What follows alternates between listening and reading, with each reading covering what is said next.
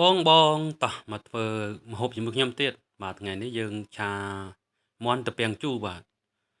សម្រាប់ម្ហូបនេះដែរគឺយើងធ្វើស្រួលដែរបាទងាយទេបាទ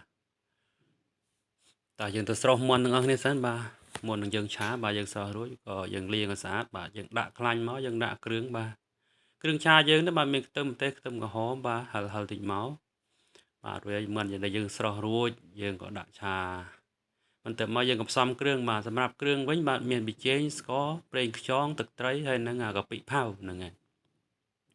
យើងគ្របតិចមកបាទយើងគ្របរួចយើងបើកមើលនឹងហើយសាច់យើងរៀងផុយហើយបានយើងដាក់ត្រពាំងជូរចូលបាទបន្ទាប់ពីយើងដាក់ត្រពាំងជូរយើងដាក់ម្រះព្រៅបាទដល់ពេលយើងឆាបន្តិចមកយើងលើកមកដាក់ចានតោះមកញ៉ាំបាយជាមួយខ្ញុំបាទនេះមានបងប្រុសម្នាក់កើតមកញ៉ាំជាមួយគ្នានឹងហើយ